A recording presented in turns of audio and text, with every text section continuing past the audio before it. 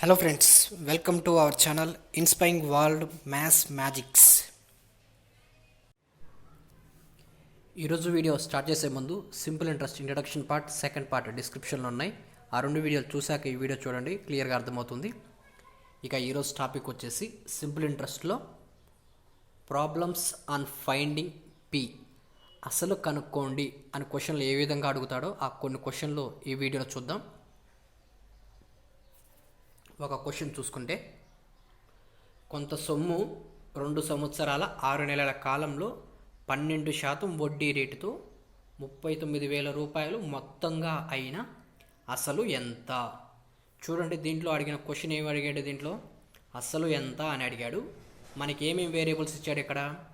Tea 2 years 6 months, R 12%, A 39,000.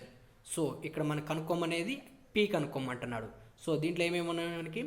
A, P, T, R. So A, P, T, ఆర్తో ఉన్న సూత్రం ఏంటిది? A is equal P of 1 + TR/100. So ఇందులో మొత్తం variables ఎన్ని ఉన్నాయి? 4 ఉన్నాయి. ఏ ఉంది, పి, టి, ఆర్. దీంట్లో మనకి 3 వేరియబుల్స్ ఇచ్చాడు. ఏమేమి ఇచ్చాడు? టీ ఇచ్చాడు, ఆర్ ఇచ్చాడు, ఏ ఇచ్చాడు, పి కనుక్కోవాలి. సో వీటిలో సబ్స్టిట్యూట్ చేస్తే మనకి వాల్యూ అనేది వస్తుంది, పి వాల్యూ. సో ఇది ఫార్ములాని యూజ్ చేసి. సో ఫార్ములాని యూజ్ చేస్తే లెంతీగా అవుతుంది. ఫార్ములాని యూజ్ చేయకుండా మనం ఫస్ట్ వీడియోలో నేర్చుకున్న మెథడ్ని యూజ్ చేసి ఈ ప్రాబ్లం ఎలా సాల్వ్ చేయాలో చూద్దాం. దానికన్నా ముందు మనం తెలుసుకోవాల్సిన విషయాలు ఏంటంటే, ఎప్పుడైనా కూడా అస్సలని 100%గా తీసుకోవాలి. ఆ తర్వాత మొత్తం వడ్డీ రేటు క్యాలిక్యులేట్ చేయడం మీకు వచ్చి ఉండాలి. అది మీకు ఫస్ట్ వీడియోలో అని చెప్పాను. వడ్డీ రేట్ అంటేనేమో 1 సంవత్సర కాలానికి వాడు మనకి లెక్కలో ఇస్తాడు. మొత్తం వడ్డీ రేట్ అంటే మనం అప్పు తీసుకున్న మొత్తం కాలానికి, అంటే ఇందులో ఎంత తీసుకున్నాం? 2 సంవత్సరాల 6 నెలల కాలానికి వడ్డీ రేట్ అనేది క్యాలిక్యులేట్ చేయడం రావాలి. చూద్దాం. ఫస్ట్ మొత్తం వడ్డీ rate, old rate of interest ఏ విధంగా చేస్తాం? ఫస్ట్ మనం 2 yearsకి చూద్దామా? 2 yearsకి చూసుకుంటే 2 × 12%, 2 × 12%. సో 2 × 12% ఎంత? 24% మొత్తం వడ్డీ రేటు. ఎంతకి? 2 సంవత్సరాల కాలానికి. మరి ఇక్కడ 6 నెలల కాలం కూడా ఉంది కదా. 6 నెలల కాలానికి ఏం చేస్తా అంటే 6/12 అని రాస్తా. ఎందుకు?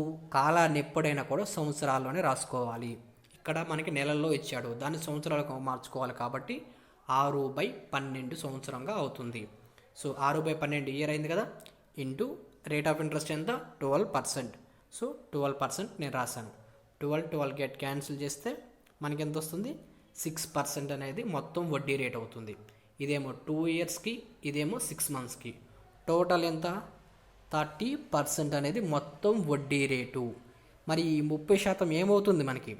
ఫస్ట్ వీడియో చెప్పుకున్నాం కదా, ఏమవుతుంది? అది ఇంట్రెస్ట్గా అవుతుంది. సో ఈ 30% అనేది ఏంటి? వడ్డీ. మరి పి ఎంత అవుతుంది? ఎప్పుడైనా నేనేం చెప్పాను? పి ఎప్పుడైనా కూడా 100%. సో మనకి ఇప్పుడు పి తెలిసింది శాతం, నెక్స్ట్ వడ్డీ తెలిసింది.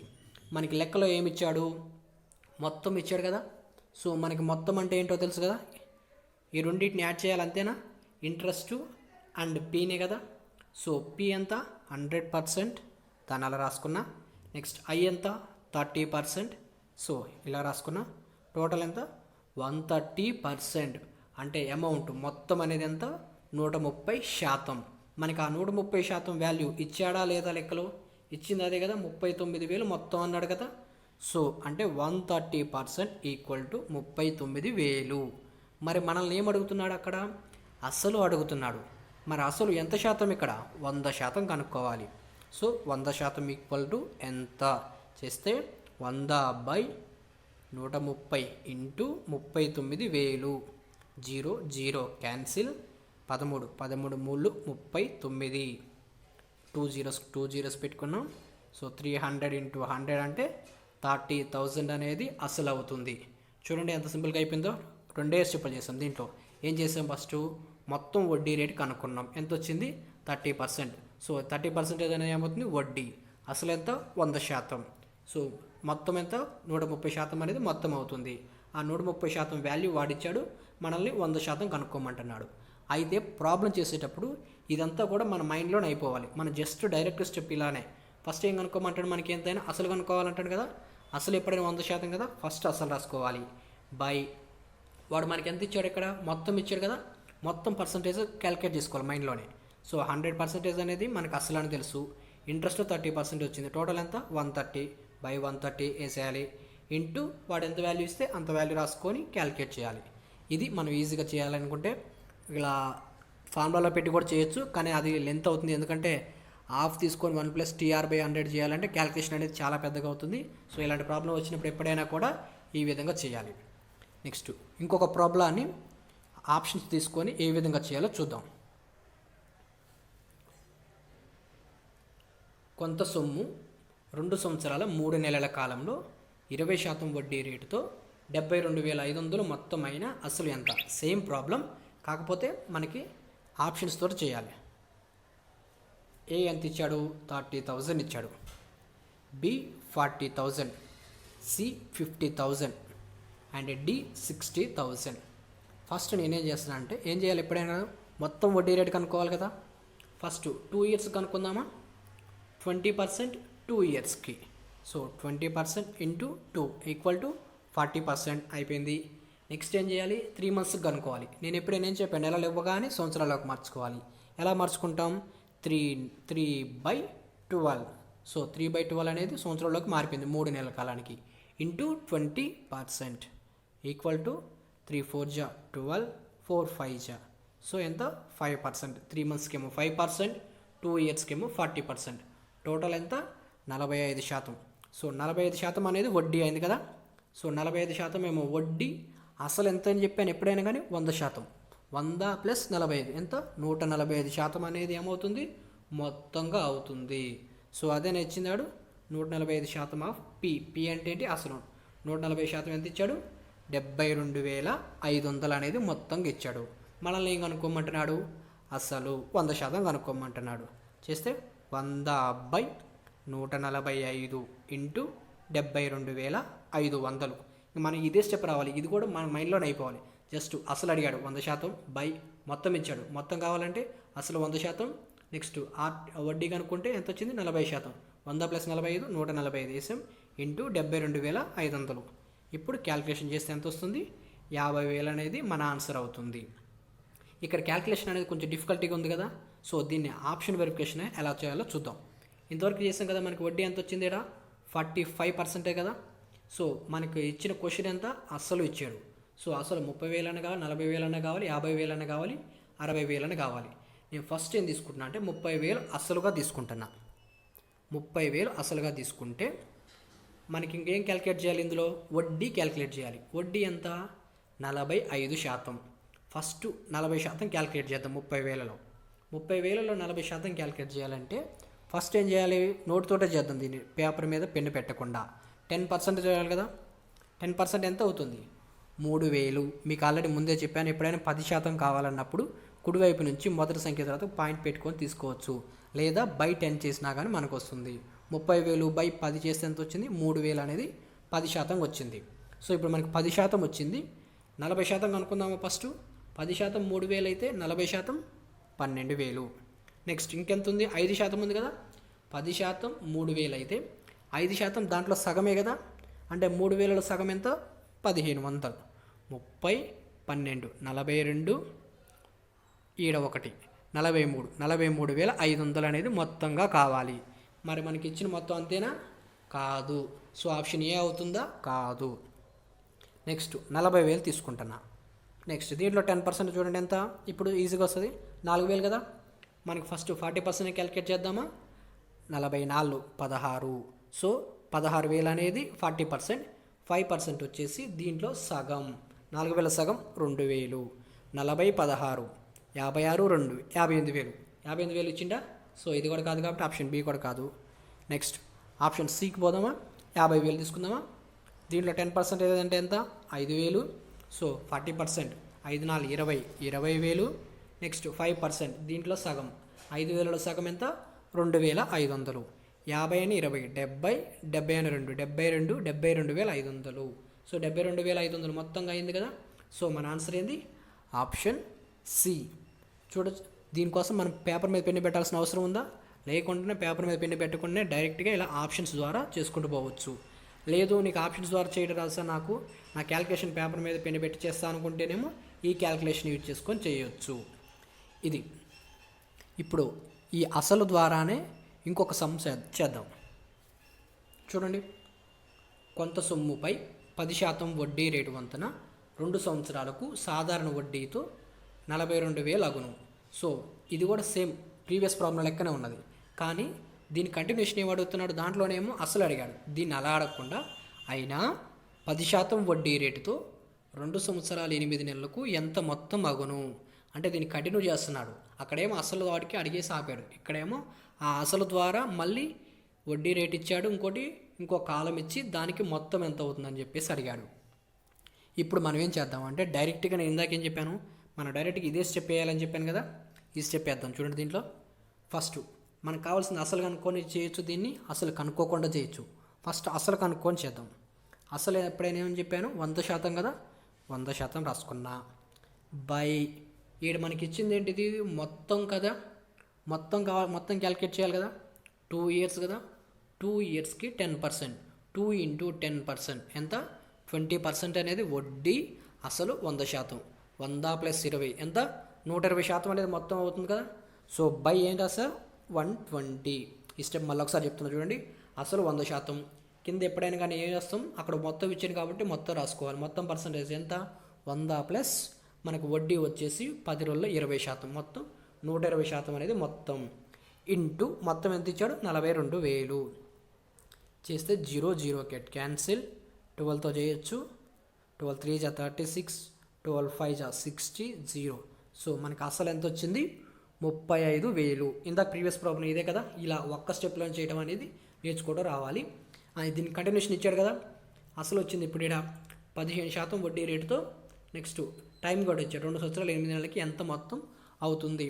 మళ్ళీ ఇందులో కూడా మొత్తం రేట్ ఆఫ్ ఇంట్రెస్ట్ కనుక్కుందామా. ఫస్ట్ 2 years చూద్దామా, 2 yearsకి 15%, 2 into 15 ఎంత, 30% అయిపోయింది. నెక్స్ట్ 8 months కావాలి కదా, మంత్స్లో వచ్చినప్పుడు ఏం చేసుకోవాలి, ఇయర్స్లో కంటే 8/12 into 15%. సో చేద్దామా, 4 2 = 8, 4 3 = 12, 3 5 = 15. సో 2 5 ఎంత, 10%. టోటల్ ఎంత వచ్చింది, ఇంట్రెస్ట్ వచ్చేసి 40% అనేది ఇంట్రెస్ట్గా ఉంది. సో మనకి ఏడొచ్చింది, అసలు ఎంత వచ్చింది, 35,000. మనం కనుక్కోవాల్సింది ఏంటి, మొత్తం కనుక్కోవాలి కదా. సో నేను ఎప్పుడైనా ఏం చెప్పాను మీకు, అసలు అనేది 100%గా తీసుకోవాలి కదా, అసలు ఏడు ఎంత వచ్చింది, 35,000. సో డైరెక్ట్గా చేస్తున్నా చూడండి, మనం కనుక్కోవాల్సింది ఏంటి, ఎంత మొత్తం అవుతుందండి కదా.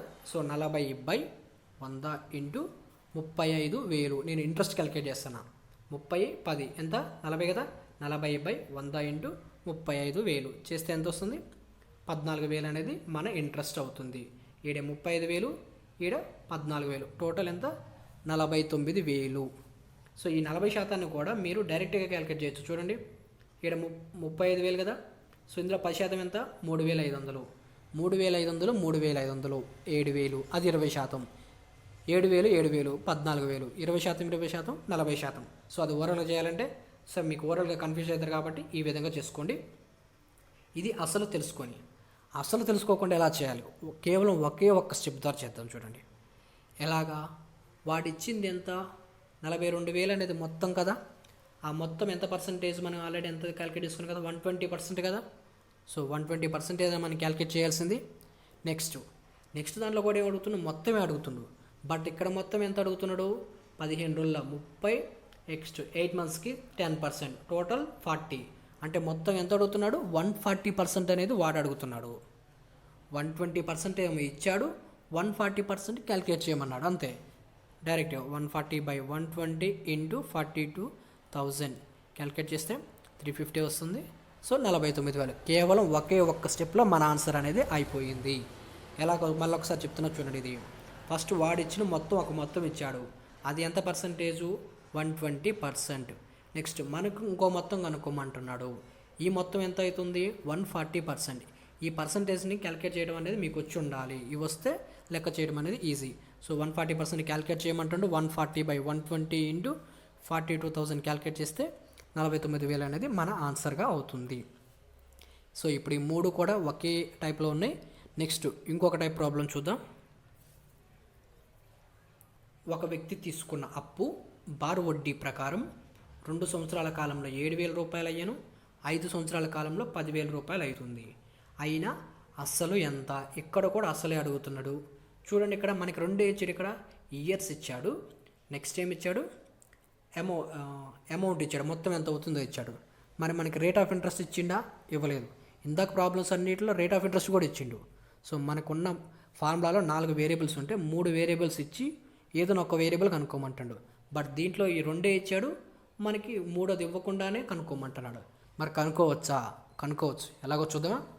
ఫస్ట్ 2 ఇయర్స్కి సెకండ్ ఇయర్ ఎండింగ్కి ఎంత అవుతుంది? సెకండ్ ఇయర్ ఎండింగ్కి 7,000 అనేది మొత్తంగా అవుతుంది. నెక్స్ట్ 5th ఇయర్ ఎండింగ్కి ఎంత అవుతుంది? 10,000 అవుతుంది. చూడండి, ఇక్కడ టైం డిఫరెన్స్ ఎంత ఉంది? 2 ఇయర్స్ నుంచి 5th ఇయర్ కంటే 3 ఇయర్స్ అనేది time difference. Next amount difference చూడండి, 7,000, 10,000 ఎంత డిఫరెన్స్ ఉంది? 3,000.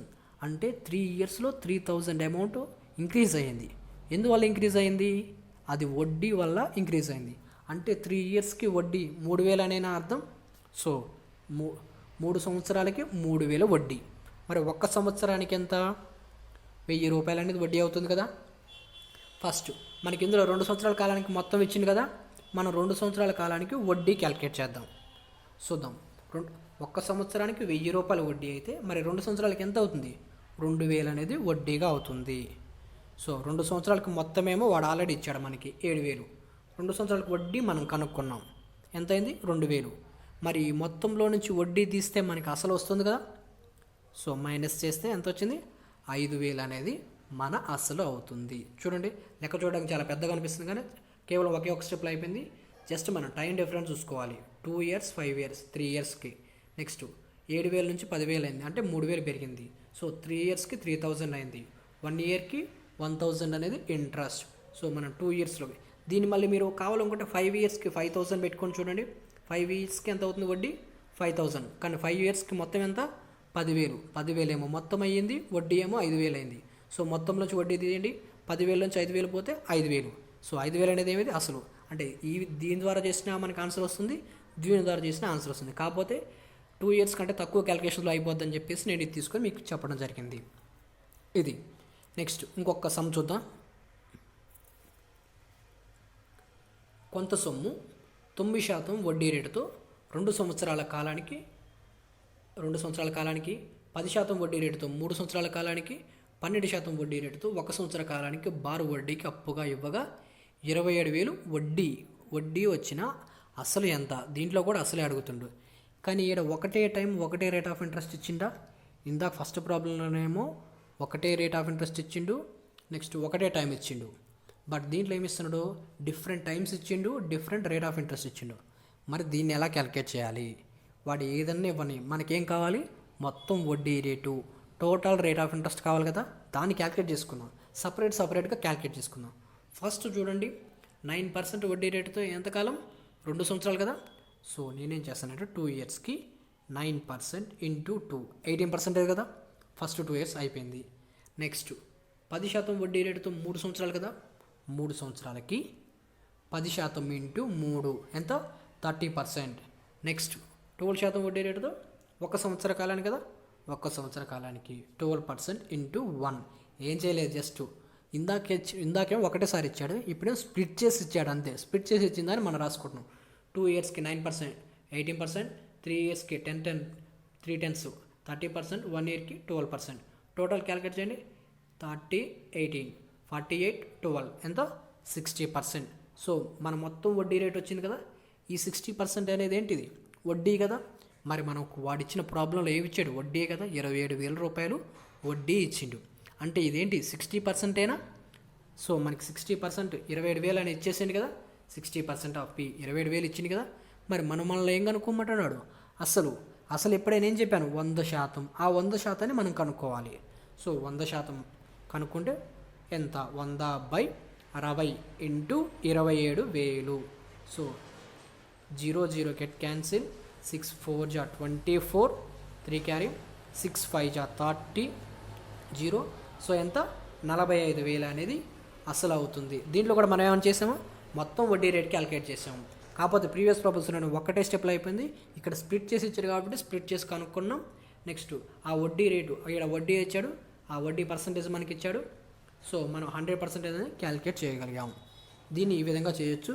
దీన్ని ఒకవేళ కావాలని నేను ఫార్ములా ద్వారా నేర్చుకుంటా అనుకుంటే ఒక ఫార్ములా ఉంది, ఆ ఫార్ములా చేసుకొని చేయొచ్చు. బట్ దానికన్నా కూడా ఇదే బాగుంటుంది. ఫార్ములా కూడా ఒకసారి చెప్తా చూడండి ఎలా ఉంటుందో. 100 × I R1T1 plus R2T2 plus R3T3 చూస్తే 100. సో మనకి రేట్ ఆఫ్ ఇంట్రెస్ట్ ఎంత, వడ్డీ ఎంత ఇచ్చాడు, 27,000 వేసాను బై R1T1, ఇదేమో R1 ఇదేమో T1. సో 9% ఇంటూ 2 ఎంత, 18%. Next R2T2 10 3 30. నెక్స్ట్ 12% 1%. R3T3 కదా ఎంత, 12%.